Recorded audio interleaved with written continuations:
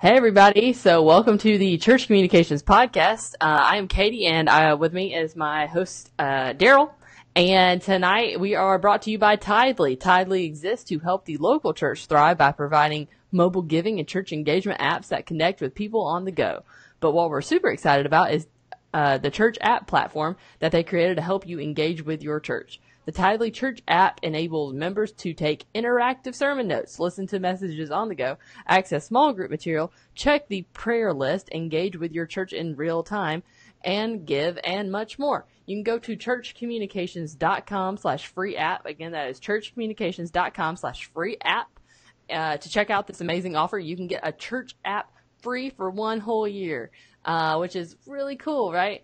No setup, no monthly for a full year, totally free. We're going to mention that we are brought to you also by Skype.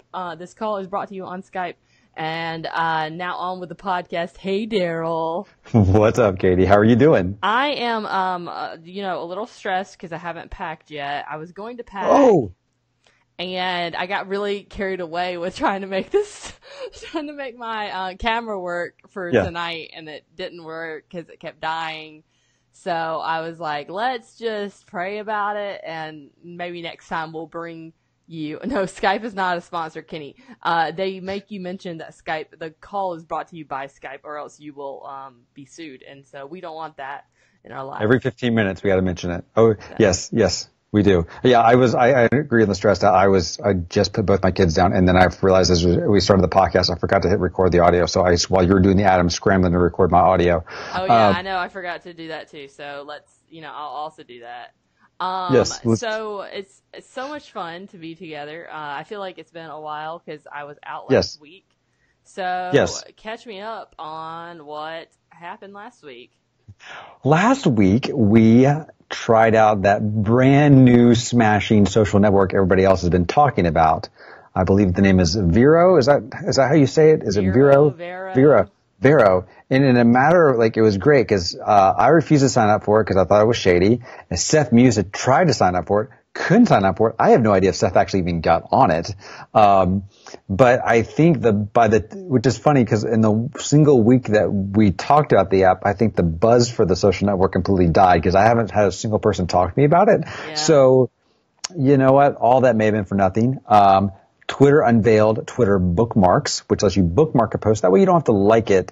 None of that whole, I'm liking it because I want to save it for later, not because I actually like the post thing. They got rid of that, which is really kind of nice. Yeah.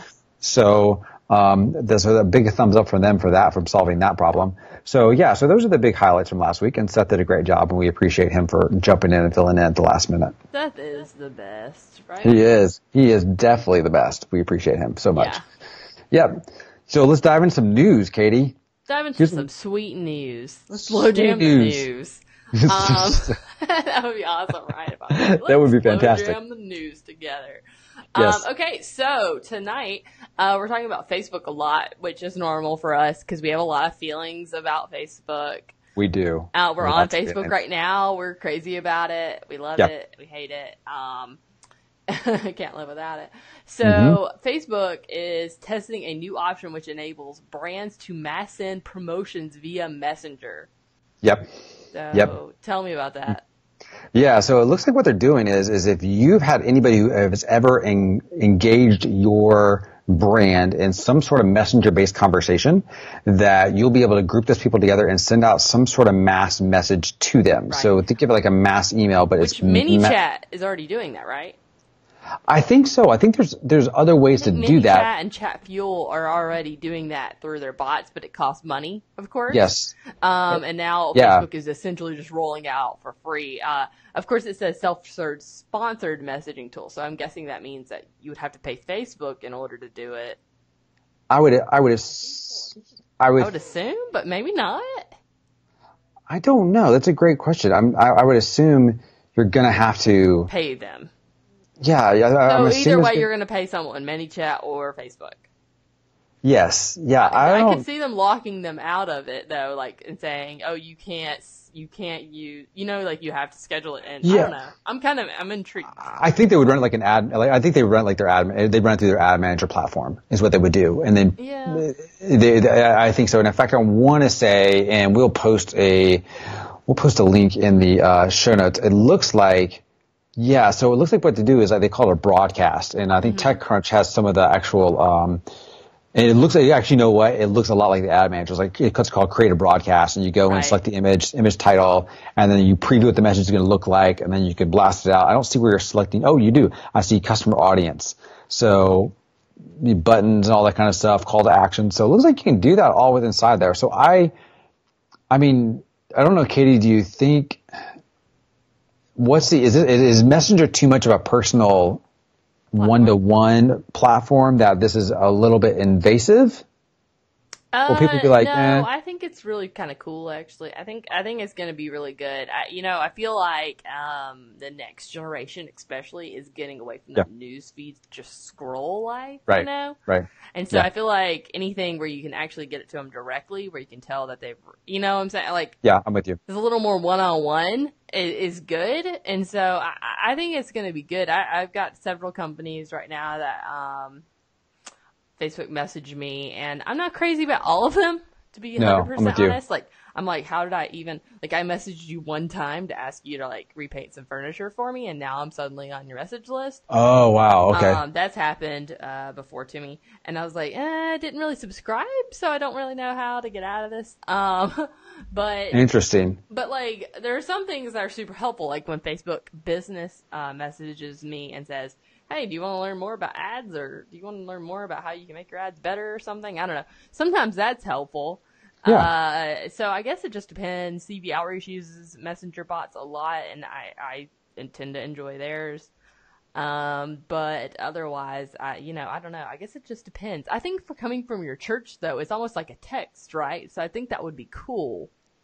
Yeah, and I'll tell you what, here's what problem I think it would solve. Okay, so one of the issues that we're running into with our text messaging that we've got currently going on, and I don't know if this is just our provider, I think every provider deals with this on a certain level, is not everybody's getting the messages. Like we're getting, and sometimes it's based off the fact that they may be using Sprint, and Sprint's acting a little weird, or T-Mobile is. But with this, I would ensure like your delivery would be like 100%, like you're not going to have any issues because everybody's on the same platform. You know what I'm saying? Right.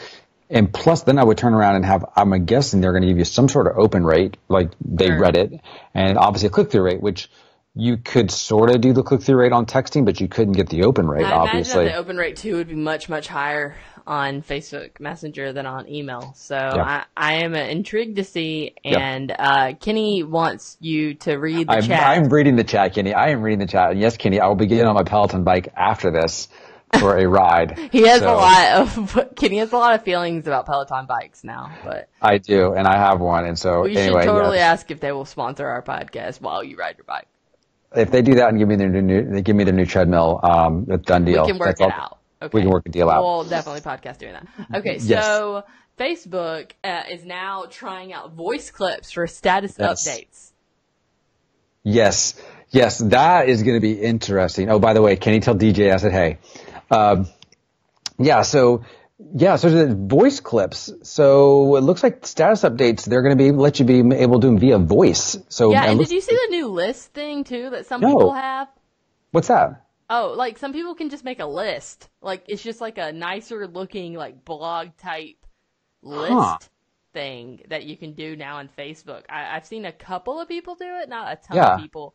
Because I've tried to see if I had that option to make a list, and I don't have it, so I know it's like kind of slowly rolling out, and some people can do it and some people can't. But I thought that was really interesting. So they must be trying out a lot of different things. So I think voice clips is one of those. They're calling it micro podcasting, tech crunches.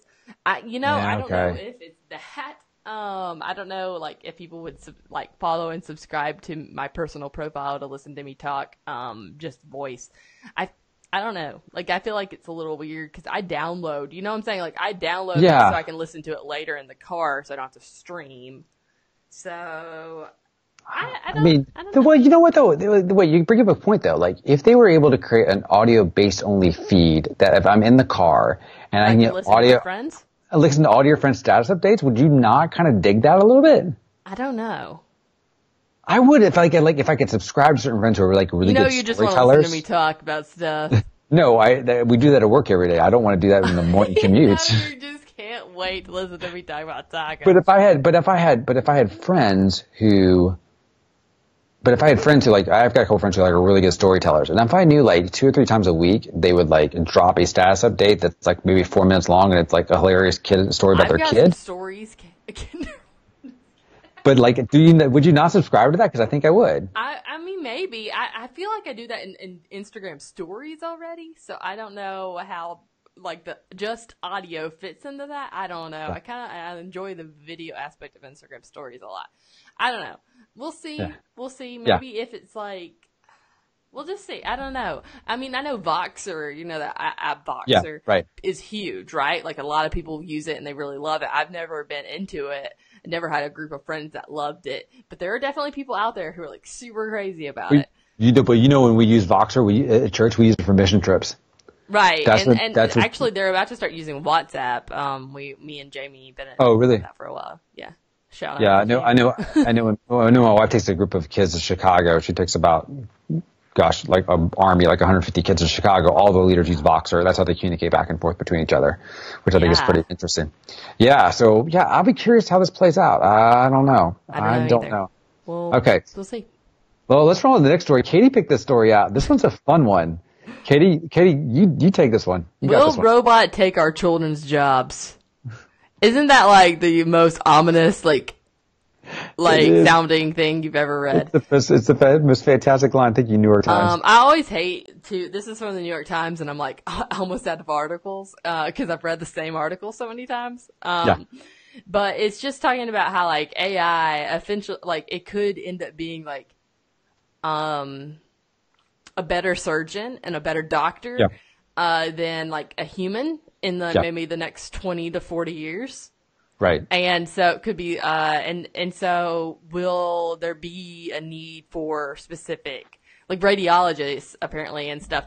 It was funny. I actually listened to Dax Shepard talk with Ashton Kutcher about this, article. And then later in the podcast, they do a fact checking thing, which is interesting. He sits down with a friend who fact checks his podcast. Which we probably need. That's true. We do need that. And she, they talked through this, article, and it was just really interesting. He said, that the Watson or whatever, IBM's Watson or something, can already, do do a radiology report or something. 20% faster, I don't know, 20 minutes faster or something than a regular radiologist could. Yeah. And so, what does that mean for people who are wanting to become radiologists when it's a great paying job that's pretty, you get an associate's degree, right, for a radiology job. And so there's just so many jobs that are going to become so automated. I mean, even social media, right? It already can be automated to a point. We talked plannable, right? Or what is it? Postable? I don't know. There's a lot of things that can automate your social media, just pulling different feeds and sharing stuff that's already popular. You talk about Post Planner, which kind of pulls Post Planner kind of does a fairly good job of that. Yeah, because it lets you. The beauty of Post Planner is you put a bunch of RSS feeds in there, and then it pulls all the articles from the RSS feeds and tells you which ones actually are doing really well on social media, so you know which ones to promote. It also has a content library. Yes, it does. This is an ad for Post Planner, but it's cool, and it has some really great features and tips and stuff. And I can see where this could be more automated. And you talked earlier about Design Pickle and design becoming more automated as well. Yeah, we had an offline conversation before that we started the podcast, which was we look at this and we kind of go, that can't happen to us. I mean, I think this, but if you think about, we're kind of, I say 25% of the way there when you think about a company like Design Pickle, which does all you can design for $200, $300 a month. And all of those designers, a majority of the designers are over in the Philippines. Mm-hmm. And so, that's a geographic leap for us. So I don't know we're that far away from, if you think of the future, just being able to design things for you. Well, you putting it together. What you do is you say here are the 10 ideas I like, and I'm actually gonna put my mouse on the things I like about those things, and then the computer goes in and then my text in the nice and then way. And then turns around and cranks out a design that you like. Yeah. So I don't think that's too far fetched to say, because WordSwag already accomplished it in a small format way. Yeah. And so I am wondering, it's really neat. There's definitely a lot of different things that they touch on here. So Yeah. they say, as a matter of professional survival, I would assume that journalism is immune, but it's clearly a delusion. He said the Associated Press already has a software program to churn out passable copy covering Wall Street earnings and some college sports. Yeah. And See, like, apparently awarded the bots the minor league baseball beat. So that means like minor league baseball is written only by bots. Well, I mean, okay, so here's, like, can you imagine a world where a minister goes in and says, I got to promote event X. So, okay, so tell me about the event. You put in the data about the event, details, time, all that kind of stuff. And then a few, like, what we would say would be branding type of things I need to know about the event, maybe, and then you throw in a few photos, and before you know it, it says, all right, I've got it. I'm going to go on these social networks, and I'm going to take care of the promotion for you because I know how to best craft this story with stock elements and turn around. I mean, I don't know if we're that far away from somebody being able to pull something like that off. Yeah, I don't think so. I don't know how affordable the tech would be. That's kind of the question, right? Day one, it will not be. But the thing is, like, we're gonna live through this period, this super awkward period. I think probably, if I had children or Scout's age even, they're gonna live through this awkward, terrible period where I think it's gonna be like 30% unemployment because of the bots, because there's still half bots and half human job. You know what I'm saying? Yes, Until finally they understand like some weird, I don't know, it's either like robots work for us or we work for robots, and we're gonna like end up like working for robots. Well, I don't know. I'm just interested. I'm intrigued. I'm not saying that we're ever gonna I'm not like that kind of a thinker. Like, I'm not like, oh yeah, this is all gonna happen, because I don't know, but without getting political for 2 seconds, two things. One of the things that when Trump ran for office, he misspoke about a lot was the taking of jobs, and he made it presume that it was mostly coming from immigrants. And the reality of it is a lot of those jobs that he was talking about being gone were gone because of automation. Okay, robots. Because of good old American ingenuity. And then the other thing about it is Robert Reich, who was the labor secretary under President Clinton, has clearly stated that this is going to be a massive issue for us, and that we are going to have to look at some sort of like new world where we are going to lose a large part of the workforce. So I think one, it's going to happen, but I think for us as communicators, we're naive if we think it's not going to affect us in some way, shape, or form, because I think it will. Yeah, I mean, a lot of our job is already just intelligence work, right? There's still going to have to be maybe someone to push the buttons on the robot or to code the robot. Yes, exactly. Or to proofread what the robot wrote. Yes. I mean, surely those things are being proofread, right? So, I don't think there's going to be a time where maybe we won't be working side by side with said robots. But I'm intrigued. I love that Kenny's all like yelling things about intelligence and buttons. Well, okay, but you and I this week have been playing with something like that. We've been playing with the automated transcripting called Timmy, which is actually not that accurate and turns out to be more funny than it does actually serious. It's more like humorous, like what's it going to spit out? For me. I wish I had that clip right now so I could read some of the stuff, because it was just really, really, really silly. It was. Things that it said from worship. Yes, but hey, it was worth a try. I was trying to figure out, it cost us 10 cents a minute to transcribe it, so I figured it was worth a shot. So there you go. Yeah. So that's that article. All right, let's jump to the next article here, and we've got an article for you on this one is one of those 50. It's one of those where it kind of lays out some unwritten rules, and these are 15 unwritten rules for success when you're dealing with email marketing. This is specifically guided for those people who are like, don't know anything about email marketing. Maybe you don't think email marketing is worth it, or if you're gonna try it, you've kind of goofed it up. So this is an infographic. It kind of lays out 15 big rules for you that you need to keep an eye on in regards to how you do email marketing. And I know for us, we're transitioning all of our stuff over to MailChimp. We are, I would say, halfway there, Katie, maybe? Or more. I would say the funny part is that we already have like 1 million contacts that we're paying for. But I feel like we're like 40% there. 40%. We haven't fully moved everything over there, but we are about to more fully be able to jump in that space because of using a tool like MailChimp. So some of the things they hit on here, and these are some of the big things, are personalize your email. Make sure you're doing A/B testing. If you don't know what A/B testing is, it's when you send out an email one way and then send it out another way change up the subject line, copy in the middle, and then see which one gets a better open rate, which better gets a better click-through rate. And then once you kind of have a better, the A versus the B, then you pick which one is working better, and then you just stick with that one for the entire list. Couple other things. Now here, this one says you should focus on design, but you and I have had this conversation. I think you and I are under the impression that less design and just basic text actually works better. Are you still under that impression when it comes to email marketing? Yeah, I think so. I know people are like all about that, HTML design life. Yeah. Writing in 90s HTML email for your thing. It really does depend, I guess, on what you're trying to accomplish. Mm-hmm. But like at the end of the day, I think a really nice, well-written, plain text email works still the best. But of course, people have different opinions, and you can of course let you should just let the stats tell you. So I would actually send a plain text email out, send a design email out, and every event maybe let you know which one works better.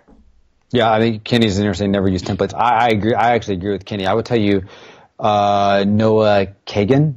Yes, Noah Kagan from OK Dork. He talks a lot about this. Noah was the 33rd employee at Facebook. And then if you ever used Mint.com, he's the guy who basically put Mint.com on the map because he was the marketing guy behind that. And he is really big into don't use templates, use plain text as much as possible. You will be shocked how well your stuff performs when you do those basic fundamental those things, and don't get too heavy into all this trickery, if you will, in terms of the visual look, because people will just blow right by it versus just going with the text. Let's see what else they got in here. They say use actionable language, which of course make sure you have direct calls to action in there. Make sure. One of the things it says is always make sure you're going back. Well, actually, this is on a different article, but this actually applies to this one as well, is make sure as you're going throughout, you are keeping an eye on how it's performing. I think for a lot of us, we automate our stuff, and we'd actually, maybe on a quarterly basis, we say, well, how's our email list actually performing, versus probably going in on a monthly, if not weekly basis, and say what's working, what's not working, and tweaking as you go along, versus, just when's the last time you looked at your open rate? When's the last time you looked at your click-through rate? So make sure you're doing those type of things, specifically if you're sending out a weekly email as well. So we'll put a link to this in the show notes. It's got an infographic and some other key stuff on there. Katie, anything on there you want to talk about? Actionable language is important. Like telling a user to actually do something is nice. I hate sending out an informational email that literally tells no one to do anything. Oh gosh, yes. Which is what I do literally every day. My personal favorite is the screenshot email. Let me send you a video, but let me send you the screenshot of the video. You're going to try to click it thinking you can play the video inside your email, and you can't. You're going to sit somewhere else. I'm sorry. I'm going to take you to a web page where you got to click again to get the thing to start. So don't get me started on that. Anyway, so it's so much fun. All right. Yes. So what is our next thing? Oh, Last Skype. Night. Oh, yes. Mention Skype. We're on it. Yes, we're on Skype. Don't want to forget. We're on Skype. Hey, Skype, thanks. All righty. And this article is about 5 of the most common Facebook ad mistakes that people make when they're setting their ads. And these are actually some of the ones I know myself, I've actually kind of committed to a certain degree, because I haven't especially when I was first starting out doing Facebook ads. Yeah. So start off with number 1. You keep showing the ad to the same people. You're not diversifying your audience. You're not changing your audience up. Keep showing the same ad to the same people over and over again, versus switching up the ad, or maybe switching up audiences if that's something you need to do. Jump on here, a couple other ones. You're trying to test everything at the same time, though you're setting the parameters to be exactly the same every single time. You're not mixing things up in terms of the call to actions, the visuals. You're not changing things up enough to really kind of give yourself a good A/B test. You're setting and forgetting. You're not constantly checking on the automation to make sure the email marketing, make sure it's working. I've seen people just go ahead, set the ads, let it run, and then not really think about it until they get the receipt from Facebook. Whoops. Yep. Here's a big one is you're not documenting anything. Especially for those of y'all who have to answer to your superior people about what you do. Make sure even just a basic Excel grid, anytime you run a campaign, keep a document of click-through rate, all that kind of stuff. Keep all of that together so you can have a good idea, especially who you marketed to, what was the audience called. Having that thing so you can have historical, specifically if you get called on the carpet and somebody goes, what do we do? Well, you, Katie, you hear this. We never talk about Ministry X. And you're like, yes, we do. And if you could pull up that Facebook data, you could say, yes, we did. And here's when we did it. And here's what happened. Right. And it didn't work. Sorry. No, it did not. Yeah, which is most of the time. I like really hate it for them because I know like I get like why they think. I don't know. What I think is we really need to start doing some stuff different. And I was just thinking today I really need to like partner and make sure that like I don't know, try to find someone on the next mission journey to do like to take over Instagram Live or not Instagram our Instagram stories for the day. And let them do Instagram stories while in Israel all day long, or that kind of thing. Like I should have made your wife do that the whole time. You should have made my wife do that when she was over in Israel. It would have been fantastic. It would have been. So, but maybe next time. I just think I think that would be really cool in a different way to just feature people on our Instagram stories feed. Yeah,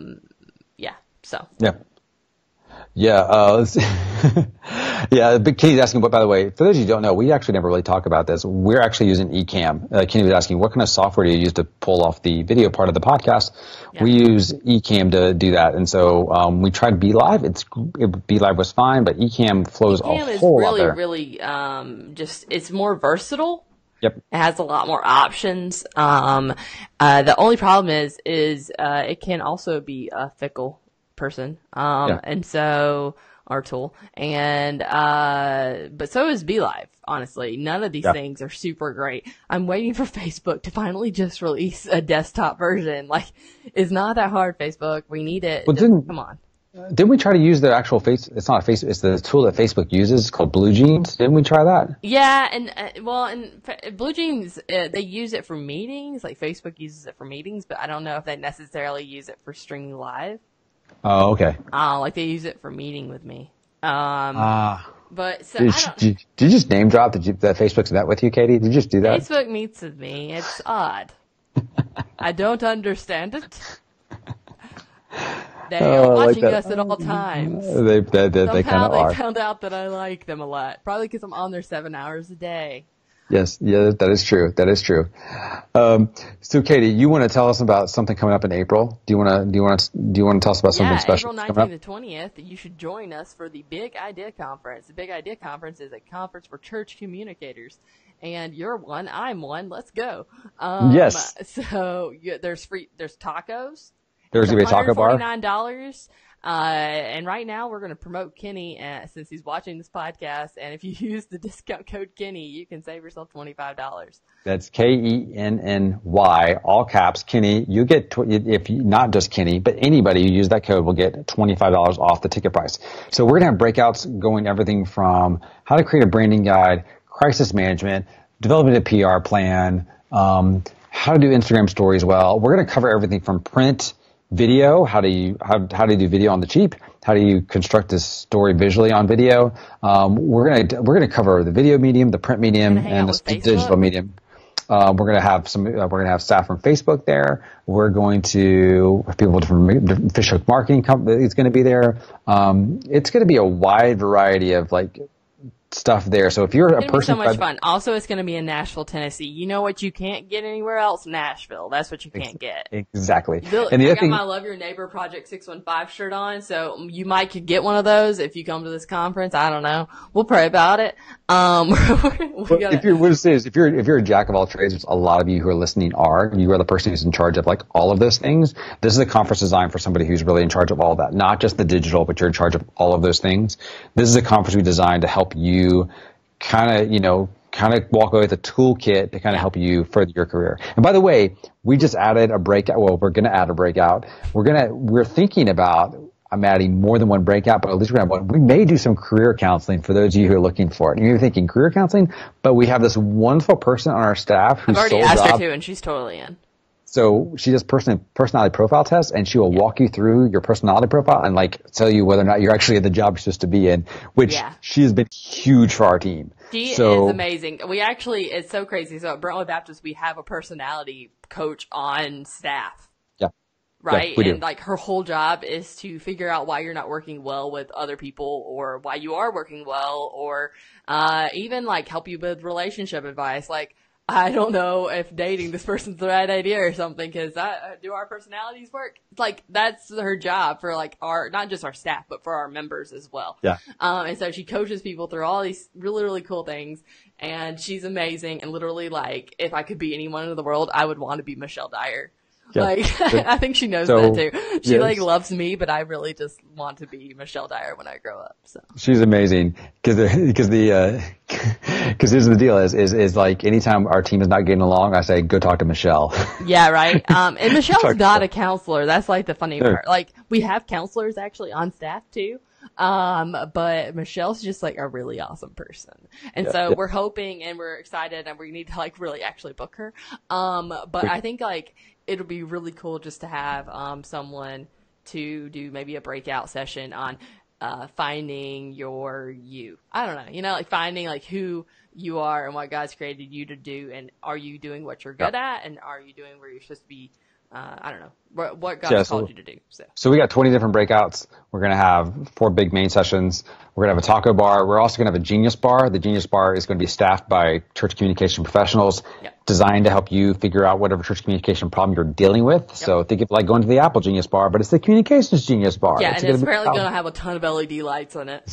Yes, because we assigned one of our staff members to run it. Maybe maybe like a rave. I'm a little worried. It's going to be a rave. It's going to be awesome. I'm slightly worried about that. I'm going to get some temporary tattoos up in that joint. Yes, please do. So anyway, we want you to come join us. Again, you can use the code Kenny to get $25 off your ticket price today at Kenny, Kenny. Oh, sorry. BigIdeaNashville.com. Yeah, BigIdeaNashville.com. Check it out. All right, and we will hopefully see you there. Also, if you're listening on iTunes or on your podcasting thing, hit that subscribe button because we want you to subscribe. We'd love to hit a review from us. That would be awesome. Subscribe to us on YouTube. YouTube, Church Communications Facebook page and group. Yeah, hit the like button. If you're not in our group and you just found us via iTunes, join our group. Exactly. We'd love that. So until next week, you guys take care and we will talk to y'all soon.